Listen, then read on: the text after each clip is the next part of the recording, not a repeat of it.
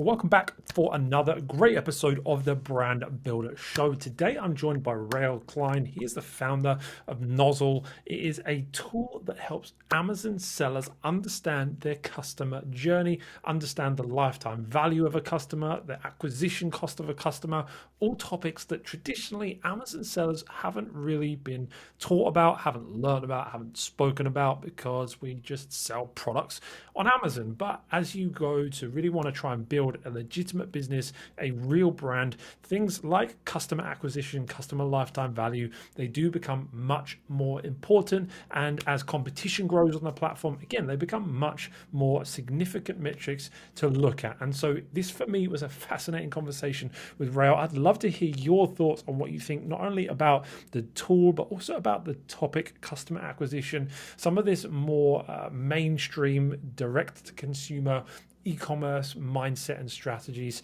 Check it out, see what you think, and let me know. I'd love to hear your thoughts. Let's get into this episode with Rael.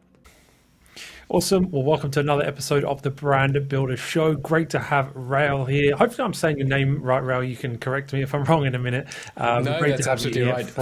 from Nozzle, and another great name.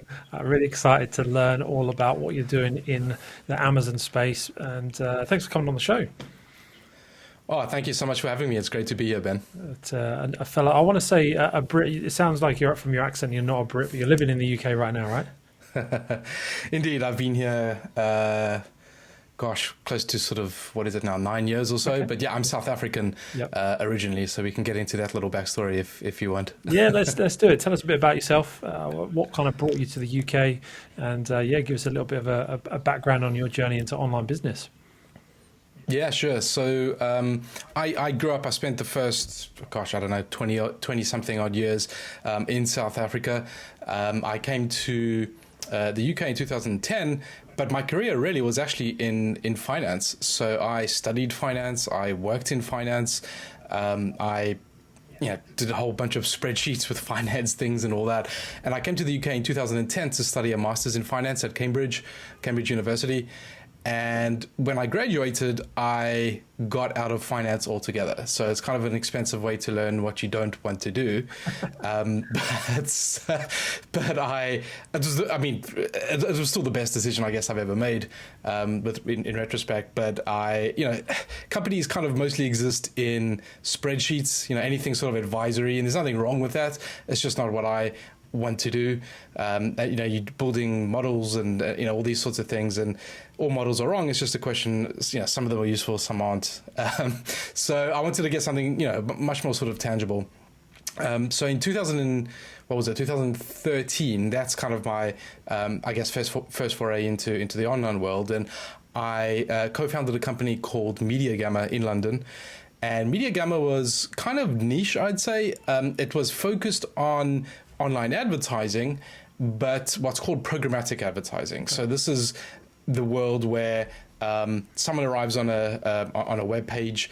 There's a live auction to show somebody a display ad.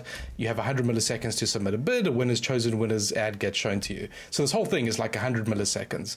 And so we were involved in writing custom algorithms to submit bids in these auctions, right? So we were doing for the buyers. So let's say a games company, they want to get you to download their app, or big sort of grocery companies, whatever it is. We would do these custom algorithms, and we would work on the other side. So if you're a publisher that's hosting the ad, you of course want to get the highest possible bid. Yeah, so we were involved in the algorithmic component, and it was a spin out of a computer science department at University College London, UCL. And so we built that business and sold it close to about 3 years ago now to one of our longtime customers called Beeswax in New York. But that obviously just taught me so much, right? I mean, what to do, what not to do. And we can talk, I can talk for ages on machine learning and algorithms and the value and all that kind of stuff. But I guess one of the key lessons, and this is why it's relevant for this conversation, one of the key lessons for me is that if I look back and look at the customers that really, really benefited and did really well, it was those customers that were interested in stitching together the entire journey of a customer. And what do I mean by that? So a games company is interested in not just somebody, let's say, downloading the app, but they're interested in what happens afterwards, right? They're interested in when does someone make their first purchase? What happens after 3 days, 10 days, 6 months? And so they were always mapping that entire journey and then working backwards to the advertising and saying, okay, given that on average, I know this about my customers, right? After 3 days, the profit per customer is worth X, and after 10 days and after 6 months, it's worth all that. And how many of them still stick around after 3 days or 6 months? Then let's discuss the advertising. Then let's discuss how much I can submit in a bid in one of these auctions, because I've got all these numbers to back it up. And so a lot of the gaming companies were really successful. Our partnerships were great. And so when we sold Media Gamma, really looking to leverage this idea, right? Like, where else can we apply the same sort of thinking? And you quickly land on Amazon, really, because for a number of quite unique reasons. Number one, Amazon has got the data sets, right? They're both the advertising side and obviously what happens after the purchase. Number two, they have APIs for that. So if you're a third-party tool provider, you can access this information automatically, right? You put some sort of software development together and you can do this programmatically and scale it. And number three, of course, Amazon's just massively growing in all sorts of ways. This is, even pre-COVID, both the advertising side and, of course, just the marketplace itself. And so we thought this is a tremendous opportunity to really understand your customers. And the more I looked into the Amazon ecosystem, the more I realized that actually understanding your customers is just a sort of black box within Amazon, right? Some of it's deliberate, some of it isn't, but it's really, really hard to understand who are the people that are buying from you? And I don't necessarily mean, it's Ben and it's this individual. It's not so much that. It's just, what is the behavior of your customers? What are your top, how are your top 10% of customers different to your bottom 10? Like, what are they doing differently? Are they buying more regularly? Are they buying different products? Are they, all those sorts of questions. And again, informing back on the advertising, what you should do about that. So I know that's a sort of very long answer to your initial question, but that's kind of my journey from finance into the programmatic advertising algorithmic piece, and then into Nozzle, what it does today. Yeah, it's good. I mean, you answered kind of like my next 4 questions, so it's good. But I got plenty more though. So but I can go into a lot more detail on all these. So I've got plenty more questions, because the metrics and the strategies that you're talking about are traditionally, they're not really talked about much by Amazon sellers, quote unquote, this wave of Amazon sellers that just want to sell products on the platform. But I think it's really such an essential conversation, because real businesses, real brands, they talk about customer acquisition, lifetime value, all of this stuff which we're going to get into. And I think it's really key for Amazon sellers, if they want to grow into building a real brand, a substantial size business, is understanding this stuff. And you're right, one of the big challenges is kind of accessing that data. But before we do get into that, I would love to hear about that, because you kind of, one of the questions I wanted to ask was, well, why Amazon for the software tool, right? But you kind of answered that. But were there ever any other industries that you were looking at that you were kind of like close to, or is it always dead set Amazon? I mean, we're certainly looking at just general e-com. So what could we do on Shopify, or just non sort of gated ecosystems, shall we say, right? But really, the two biggest candidates in e-com 3 years ago, you're kind of looking at but either Shopify or Amazon. Shopify's got amazing APIs, like a developer's dream, whereas Amazon honestly is on the opposite end of the spectrum there. It's a bit of a nightmare. I mean, we just, I guess, placed the bet that on Shopify, there's, I guess, a lot more competition for people. You could be doing this stuff, and a lot of D2C businesses are already doing this sort of thing. Whereas Amazon native businesses, this is all new, really, and that's good and it's bad, right? It's good because clearly it's an opportunity, but what's been tricky for us, particularly like in the very beginning, is what people weren't what we would call problem aware, right? Like this is a very, very new way of thinking, and the concepts of profit per customer or customer lifetime value, customer acquisition, all these sort of things, and how that changes what you like, how you think about your business. It is quite a fundamental change.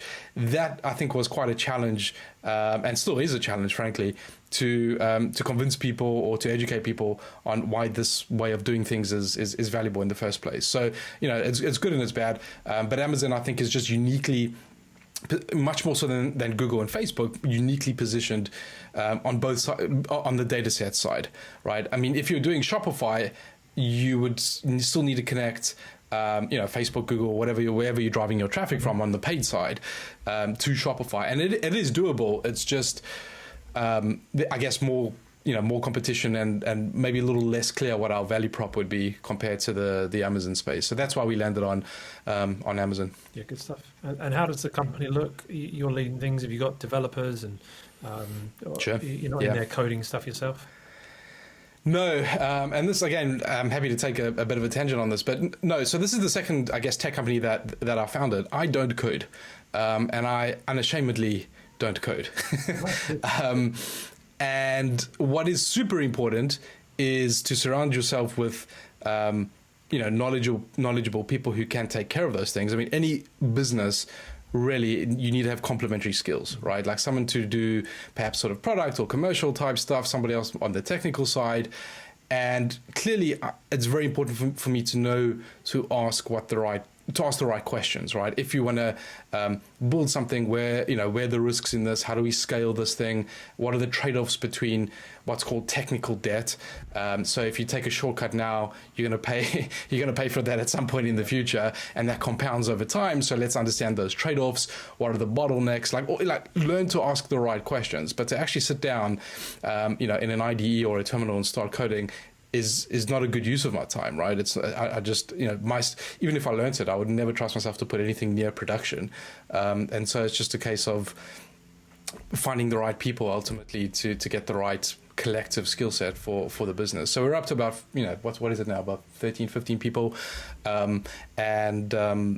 mean it's obviously a very heavy emphasis on product, and in a tool provider context, that's a lot of software developers. So what we call the back end on the API side, and a lot of the front end, which is how the users interact with our tool, product managers, all that sort of stuff. And I guess one of the things that I've learned is, if you might have ambitions, I guess, to start off where it's very, I guess, low touch from Nozzle. So it's a self-serve tool, and it's very obvious that you can just log in or try, do a free trial, and very hands-off from like Nozzle. But ultimately, in the early days, it's pretty much the exact opposite. You want to kind of over-emphasize or over-index on speaking to your customers early on, right? And not just customer support, just what we call customer development. Like, are we even solving the right problem in the right way? Maybe we're missing something else. And so, it's not just like fully tech loaded with no sort of customer facing people, particularly in the early days where you need to actually validate that you're building the right thing for the right reason. Yeah, that's good. That's good. Well, let's talk about that problem you're solving then, which the first port of call of that, of course, is collecting data on Amazon, which is notoriously hard. It's getting harder. Yeah, how long do you have for me to go on about that? Well, exactly. It's it's getting harder, and it will continue to, I'm sure. So, can you, for anybody that's maybe new to the game or doesn't fully understand it, what are the biggest challenges for sellers when trying to access customer data on Amazon? Yeah, well, there are problems that are related to just accessing, like, general problems with Amazon's data, I would say, and then there's surely, of course, stuff around specifically customer stuff. So, starting at a more general level, there's Amazon's actually in the middle of a transition of their API. So they built their original API suite, it's called MWS. That is, 12 years old, something like, even longer than that, even older than that. And really, the use cases that they built it for are just not use cases that it's used for today, right? It was kind of built almost as if with no tool providers in mind. It was built as if a brand itself was going to be using those APIs. And so, there's some very big limitations on scaling and how much data, the speed at which you can actually draw down data from Amazon's APIs. Yeah. And what that means in a very sort of, to bring it back to the customer, what that means is it can literally take days, and I'm talking like 3-4 days, and for very big accounts, it can actually take a week for us to draw down all the data from your account. So, one of the most important metrics as a tool provider is something what we call time to value, right? Somebody signs up to Nozzle, they're super excited, awesome, and then we're like, see you in a few days, right? Like that is just the biggest letdown. And so this new API, Selling Partners API, is just a lot better, obviously, scales a lot better, all those sort of things. And the old API, I believe, they're phasing it out. There are various cutoff times. July, I think, is kind of one of the big ones. But anyway, the new API will take care of a lot of like the actual throughput and how quickly you can draw down data, all that. The other big problem you have on Amazon's APIs is actually understanding the definitions of the data. There are a lot of reasons to like Amazon, but one of the reasons to not like Amazon is the documentation. For a developer, it's actually quite difficult to understand what it means. What is the definition of this field or this metric or any of these sorts of things? Does it include mobile data or all those kind of things? And it's not necessarily matching up to what the definition on Seller Central is, for instance. Sure. So it's not always sort of parity there. So that's another challenge. Amazon itself is a very siloed organization, right? So you've got like the advertising data sets, you've got all the retail data sets, and at least on the API side, probably on the commercial side too, but on the API side, those teams don't really talk to each other all that much, right? And so like understanding, especially if you want to try join those data sets and all that kind of stuff, actually trying to understand how to do that and what the data means and how it behaves and all that is a big challenge. I mean, we spent over a year speaking to the different teams within Amazon, trying to like actually understand, can we even join them in the first place? Is the fundamental question. Doesn't make sense to do that. Like, are both sets of data at the right level of granularity that you can actually do that? I mean, all these sorts of things. So it's a very big job to actually understand that. So yeah, I mean, those are, I guess, the general challenges around working with Amazon's APIs. They are, I mean, I know I've criticized, I guess, quite a lot, but the Selling Partners API is a huge step, and they're investing a hell of a lot in those APIs as well. Is that something that you say is rolling out at the moment? It has been for over a year and a half, something like that. Like, we've known about this migration. They've had to extend the deadline a few times because they keep saying, the old one's going to stop working at this date. And then there's so many issues kind of with the new one, the Selling Partners one. They're like, actually, it's not this date, it's 6 months later. But look, I mean, as I say, Amazon is investing in these APIs. And yeah, I mean, some of the stuff is a bit rough around the edges, etc. But they'll be in a good state, and they'll be able to do far more than the old APIs as well, right? Yeah. So like, we're already seeing stuff that the old APIs would never do. Like, we can do like A+ content stuff via the APIs, right? Like, I mean, we haven't invested in that, but for instance, you can create and edit your A+ content without having to log into Seller Central if you're prepared to build your own interface around that, et cetera, et cetera. So like, all those kind of things is just making the Selling Partners API have a lot better. So yeah, it's significant, I guess, historical challenges, some existing ones, but it'll get a lot better over time. They're committed to it, they're investing in it, and I think they'll be really beneficial for a whole bunch of the whole ecosystem ultimately. Yeah. Then you get to the second part of it is on the customer side, the customer data side in particular. Yeah. So that's always been a challenge because, I mean, in a legal sense, of course, you will never ever own the customer relationship, and that's kind of the big difference with Amazon versus D2C or many other places. So there's no ambiguity around the legal side of it. It's just that's never going to happen. On the data side, in the new APIs, there are a lot more. A lot more vetting that takes place around if you're going to access more sensitive information. So if you want something like hashed email addresses or whatever, you have to go through an entire process where they audit your whole tech team, your whole organization, frankly, hours and hours and hours worth of work to get through the vetting and to approve the use cases, right? I mean, the Amazon's T's and C's are pretty clear around how using it for tax purposes or printing shipping labels and stuff like that.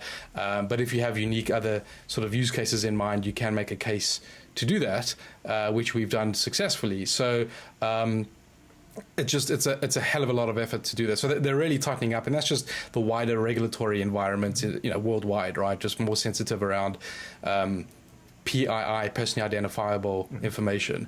And so they're really being super, super careful, rightly so, around all of that sort of stuff to stop any abuse or bad actors or sloppy security practices or any data leakage, all those sort of things. So I fully support that. I think that's absolutely the right thing to do. But it just obviously raises the sort of barrier around accessing this sort of information and the use cases associated with it. So yeah, there's definitely challenges, but as I say, if you're a good actor, you've know what the best practices are, and you put in a lot of effort. As I say, it took us a whole engineering team hours and hours and hours to prepare for the whole vetting process, and then obviously on the use cases as well.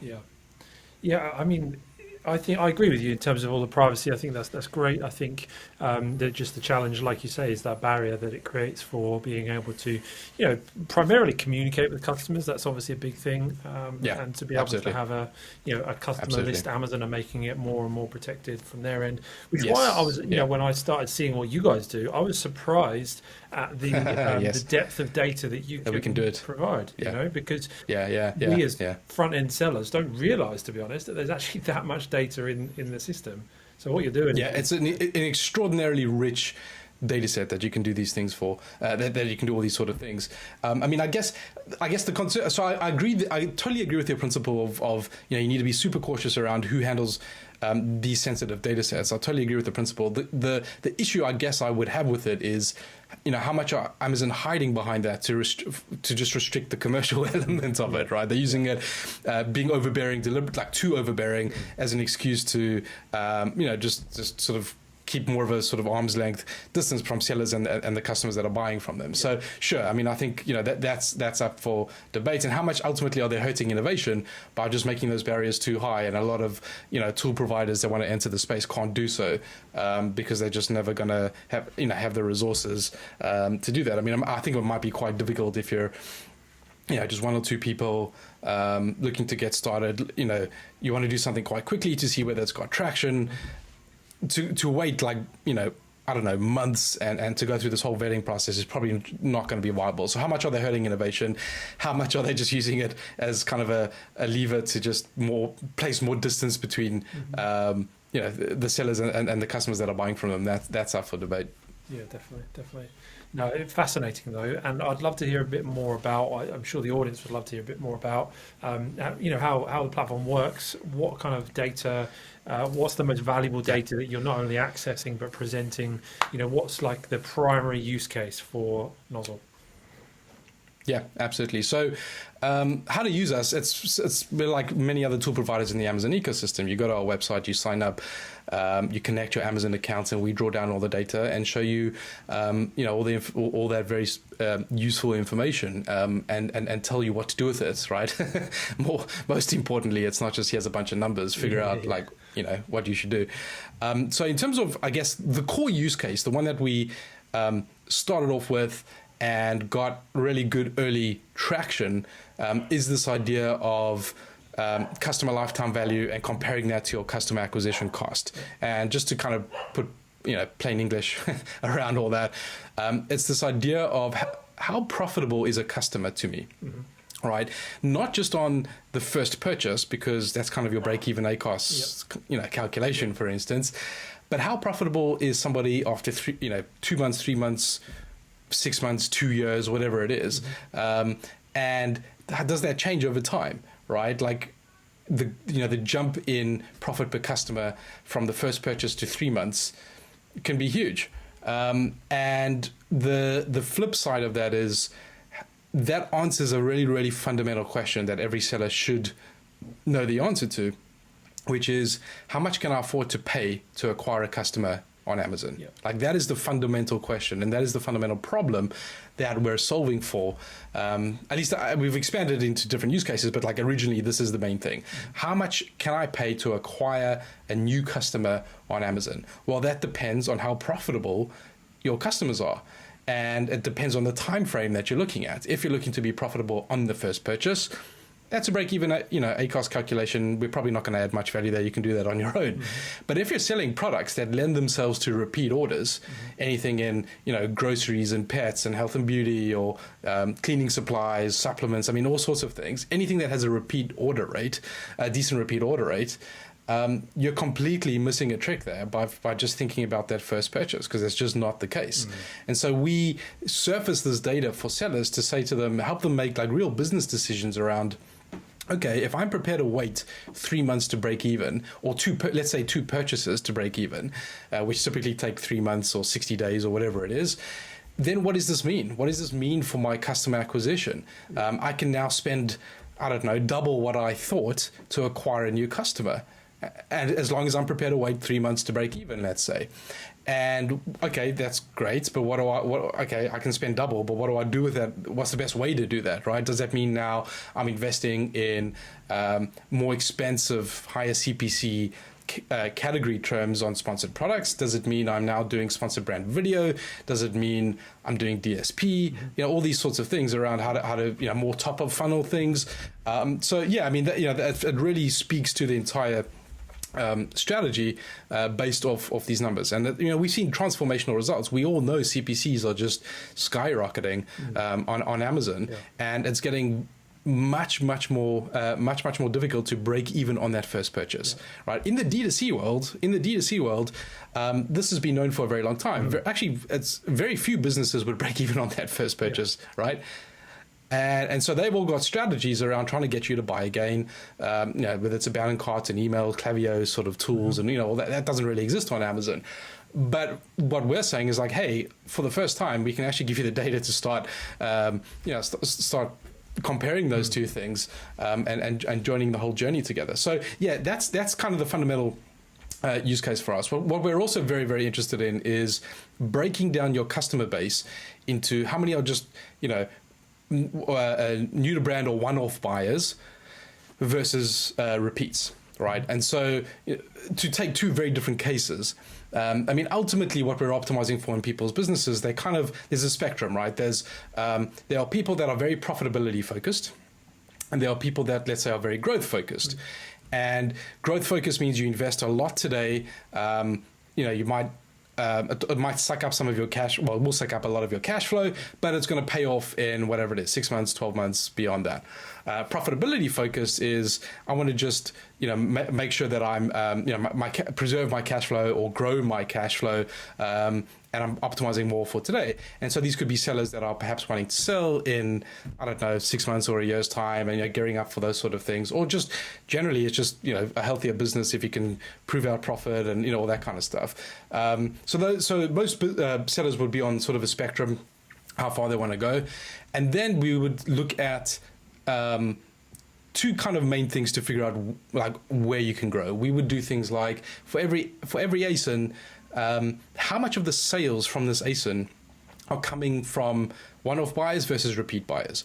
And if there's a very large percentage, 50% or more, that are coming from repeat buyers, well, your strategy for this ASIN needs to be very new to brand focused, right? Like your product just has really good attributes naturally that people are going to buy it again and again. Over 50% of your sales are already just from repeats. It could be subscribe and saves or whatever it may be, but you need to be new to brand focused here. So think about, going after those more expensive search terms, non-branded search terms, or higher up the funnel to introduce people to the brand, all those sorts of things. On the other hand, if you're super profitability focused, and then you want to be thinking about retention rate strategies. So you want to be remarketing to people that have bought once to try to get them to buy again, all of those sort of things, and growing that repeat customer base. right, and subscribe and saves and all those sorts of things. I mean, as I say, it's more nuanced than that. It's kind of a combination of those things, but that's how we would look at and break down the ASINs. As, you know, and what's the gap? What's the gap between your lifetime value and your customer acquisition cost? Yeah. Right. Like if there's a very big gap between those two things, we're going to say you've got a huge opportunity to grow this ASIN here, right? What you thought you could spend to acquire a customer for this ASIN, it turns out it's a hell of a lot more. Yeah. So if you think that this niche, you know, it has got growth potential, and you know the competitive landscape looks kind of favorable for you, you should seriously think about doing that. Yeah. Yeah, it's honestly, it's fascinating to me because, like you say, in the D2C space, it's been talked about forever. You know, customer acquisition and knowing what you can pay for customer acquisition on the front end, because you then will recoup it on the back end. That's not particularly new to D2C, but to Amazon sellers, that's a whole just completely new world, and it's a whole mindset shift. Yeah, for sure. So it's so interesting seeing these kind of two worlds come together. But I think that my concern, and you know, as a point you alluded to, is that it is, you know, very much in the favor of repeat purchase potential products. Do you see, like, would you say there is a line or a point where you would say, you know, for some sellers this just completely isn't worth your focus, or should it be part of everyone's strategy to some degree? Yeah, I mean, I think more. I mean, everyone should be thinking about how they can get someone to buy again, right? That's just good business practice. So you don't have to reacquire someone if they're just going to naturally buy themselves, or even if it's just sort of a remarketing, or I don't know, whatever it is, it's just cheaper than trying to acquire a new customer, right? Getting someone to buy again is a lot cheaper than trying to acquire someone that's brand new. The trouble is much easier said than done for like most products in the world. Let's face it, right? Like what we're focusing on really comes down to, you know, we're super strong in like 7 sort of categories, right? As I sort of mentioned earlier, things around anything grocery related. You know, there's pets, and there's supplements, and there's health and beauty, and there's cleaning products, like all those things. Sure, it's just but obviously there are brilliant, phenomenal, massive businesses that are selling things that people just buy once, and it's not a criticism, it's just a different it's a different thing, right? So I mean, for us, we totally get that, and definitely we would turn down a lot of customers saying, like, you know, we don't think this is going to have enough repeat purchases to justify any of these things. And a lot of people would come to us, I guess in the early days, would come to us and say, I think I've got like quite a lot of repeat purchases. We sell toys, or we sell educational, you know, children's educational sort of products and things like that. And it turns out they don't, right? Yeah. They don't have enough repeat purchase to do that. So I think for us, like, we were also kind of searching for like what are our like main sort of categories and things like that. And so we learned by trial and error which ones would suit. So yeah, I mean, if you were like starting out brand new, and you were thinking of, you know, what could I sell on Amazon, then yeah, I would strongly suggest try pick something that, you know, if it does well, just has a natural repeat order rate, a good repeat order rate, and a customer retention rate. Yeah. That's certainly going to help your business massively. Yeah. Yeah, I mean, obviously, if you're selling something already, it's difficult. I mean, you could do things. I mean, another, as I said, that's kind of our core use case. I mean, the things we're doing now also will include things like cross-selling or upselling. So what we do something that's called like a purchase journey, right? So if someone first buys product A, when they buy from you again, is it product A again, or is it product B or C? And so that can measure the impact of someone buying a 30-day supplement and then actually upgrading to the 60 or the 90-day supplement. It could do things like trial conversions. I just want to give people a trial version of my product. How many of them actually go buy the full version afterwards? And so it gives you a new way to kind of experiment actually on Amazon, because you can now measure these sorts of things. Or we have a coffee customer that sells a bundle of 10 flavors, and they want to measure what the most popular follow-up purchases are, or even the least popular, right? Yeah. All those sorts of things. So yeah, we moved into kind of those kind of use cases there as well. Yeah, God, I imagine it would just absolutely crush for replenishables, supplements, subscribe and save. This is so, crazy good. Yeah. And I mean, what's interesting now is like we're at a point also where we know what good numbers look like. We know what bad numbers look like, right? We've got enough data to kind of say to someone, this is the benchmark, and this is what the average vitamin B, I don't know, whatever it is, product customer retention rate looks like, and you're above or below it, or whatever it is, that kind of thing. So I mean, then it's becoming super interesting as well, being able to, because the most common follow-up question we would always get is, cool, this data is great, I understand how to use it, that's really good, but like, am I any good? Is it any good? Yeah. Well, how does the average seller, increase their customer lifetime value? What are the kind of the tips you're giving? Yeah, so looking at the full equation, you've got the customer acquisition cost and you've got the lifetime value, right? Yeah. Those things kind of, we would always mention them in the same sentence, really.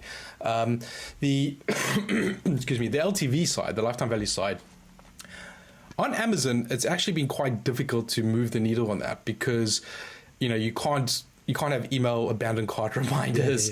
There's no Klaviyo sequence you can set up. All those sort of things. So really, to increase your LTV generally, it's about getting people to buy more often than they do. It's about increasing the AOV, or at least the margins on your products, the average order value or the margins of your products. I mean, those are or to get them to buy sort of more frequently. So definitely remarketing or retargeting campaigns have made an impact, right? Like we've done quite a lot of experiments with sponsored display and DSP where in fact, I mean, I've done some research on this. In general, the drop off from the first to the second purchase. So if 1,000 people buy your product once, about 150, as I say, it's a very, very general number, but 150 will buy twice. So it's 15% customer retention rate. But what we noticed that if you can get that 15% to 16%, literally just 1 percentage point more, that can result in a 7% increase in your profits. Oh, wow. Right? And so that's a 7x multiplier. And that's basically going from 150 people to 160 people, assuming 1,000 people bought your product once. Yeah. So those 10 people, because out of those 10 people, a decent number are going to buy a third time, and out of the third time, a decent number is going to buy a fourth time, right? Yeah. So you've kind of got that sort of chain effect that happens. So a lot of our focus around how to, what to do with this data and how to implement it and all that sort of stuff has to do with try as hard as you can to get people to buy that second time. Yeah. Because from the second to the third purchase, the chances of someone buying again double compared to the first to the second purchase. That's really right. So, like for us, that's kind of the main way on Amazon, at least right now, that one can increase that lifetime value is kind of the remarketing use cases, or of course, terms of service compliance, packaging sort of things that you can do to get people to buy twice. Yeah. We're watching some interesting developments on the customer engagement tool. So this is kind of a thing that's, is it in beta or has it come out of beta? I can't remember, but it's this idea of being able for Amazon's kind of broken a bit of a cardinal rule, which is you can email customers for the first time. Now it's an extremely restricted use case, right? You've got to be launching a new product and it has to go to people who are already following your brand, which is that and so again trying to get people to buy again. But if they start expanding out the use cases where you can start sending out emails to people that have previously bought a product and to nudge them, if they start building out that sort of email capability, that is massive, right? That is massive for LTV and amazing for us because we've got all the data to quantify how successful these things will be. So those, I think, are the main levers on the LTV side, the lifetime value side. On the customer acquisition cost side, on the CAC side, probably worth, I guess, defining what we mean by customer acquisition cost. So again, it's one of those things you can ask 5 people and get 5 different answers, but in a simplified sense, it's how much am I spending on advertising to acquire a new customer? So we're adding up all the ad spend per month per ASIN and dividing that by the number of new to brand customers you got in that month who first bought that ASIN. So if I spend $10,000 on a particular ASIN, and 1,000 new to brand customers I got that month, then your customer acquisition cost is going to be $10. Mm-hmm. And so sponsored brands, sponsored displays, sponsored products, DSP, and eventually, we haven't quite done it yet, but also the attribution tool. So you want to be capturing all your off Amazon traffic as well, because obviously that's driving to your Amazon listing. So comparing these two things, I'm paying $10 to acquire someone in the month of February, and I know on average someone's going to be worth $10 to me in 3 months' time, or something like that. So how do you manipulate, or how do you adjust your customer acquisition cost? Yeah, that's just all the advertising decisions we were talking about earlier around, do I invest more in more expensive terms, or do I do sponsored brand video, do I do DSP, all those sorts of things. Yeah. There's so many use cases and so much you can do with it. It's, like I say, really is fascinating. You mentioned to me off camera about doing some work with Amazon aggregators. How's that been? Yes. Yeah, super interesting. It's funny because, if I rewind kind of to the beginning, not quite to the beginning of Nozzle, but somewhere near the beginning, I guess, there's obviously a question we asked ourselves, is would it be interesting for us to become an aggregator and use all of this as kind of our secret sauce, ultimately, right? Yeah. We would only look to, buy businesses that have really good repeat order rates. We can quantify the value of all those sort of things. We decided not to. We decided to be a tool provider in the end, which I'm very happy about. But yes, we do work with a number of aggregators.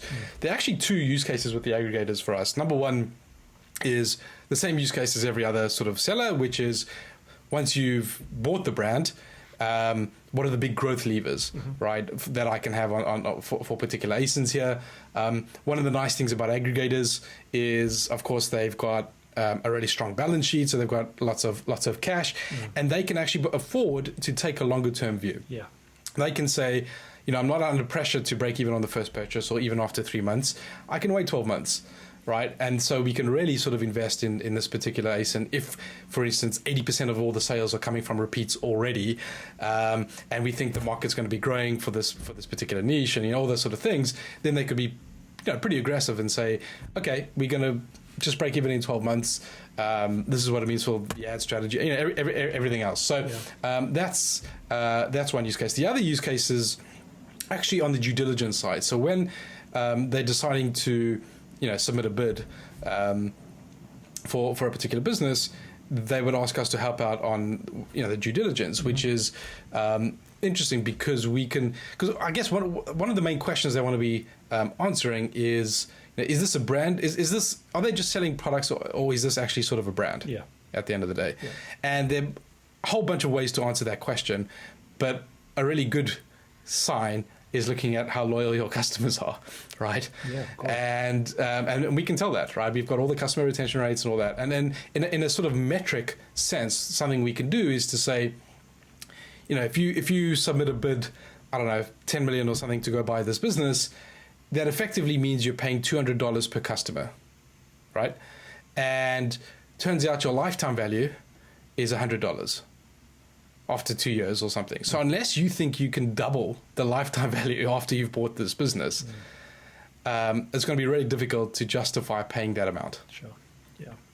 Yeah. So I'll be doing stuff on that side on the due diligence. The due diligence is not, obviously that's kind of a special case, I guess, for the aggregators. But the core thing is definitely, once they've bought it, what are the major sort of growth levers? How long should I be waiting for? All that kind of stuff. Yeah, no, that's really good, really good.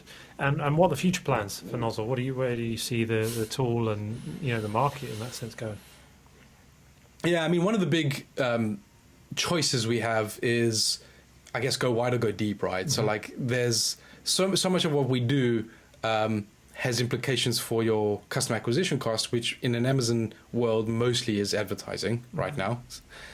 Excuse me. So there's this, do we build up bid management tools, for instance, which, I kind of did that in the previous business. I know all the headaches involved in all that. Or, there's again, the second most frequent question we get after, is this, are these numbers any good?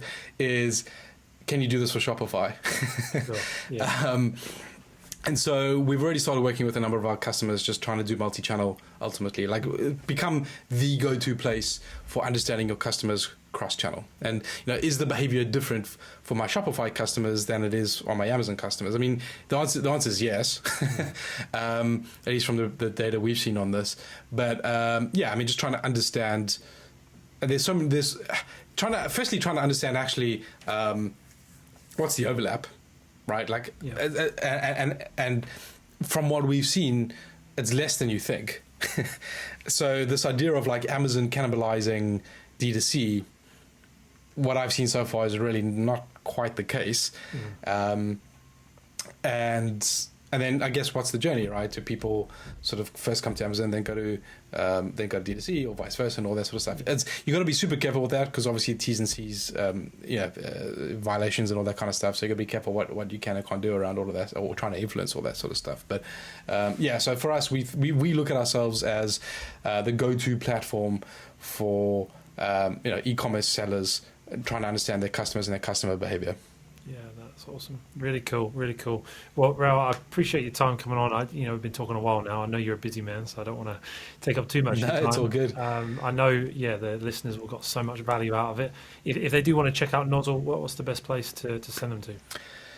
Yeah, I mean, the website has got a ton of content around all of this stuff. As I said in the beginning, one of the big challenges is trying to articulate the reasons why you should be thinking of your business in this particular way. So there's a ton of content on what is customer lifetime value, how do I use it, how do I calculate it, like all that kind of stuff. So definitely, I think going to the website to try and understand, is this a metric that would work for your business?